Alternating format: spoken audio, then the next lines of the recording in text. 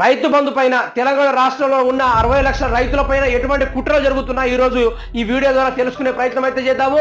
ఇక భట్టి విషయానికి వస్తే, డిప్యూటీ ముఖ్యమంత్రి భట్టి విషయానికి వస్తే మాత్రము మేము 1 ఎకరానికి ఇచ్చినాం, 2 ఎకరాలకు ఇచ్చినాం, 3 ఎకరాలకు ఇచ్చినాం, సక్సెస్ఫుల్ గా 4వ ఎకరానికి కూడా ఇస్తున్నామని ఈయన అంటే మన ముఖ్యమంత్రి రేవంత్ రెడ్డి గారు ఏమంటారు, లేదు లేదు 5 ఎకరాలుగా పూర్తి స్థాయిలో ఇచ్చేసినాం అన్నట్టుగా అంటాడు. దీని బదులు నాకేం అర్థమైందంటే ఈయనకు బదులు ఈయనను సీఎం చేసిన క్లారిటీ ఒక మాట అనేది ఉండేది.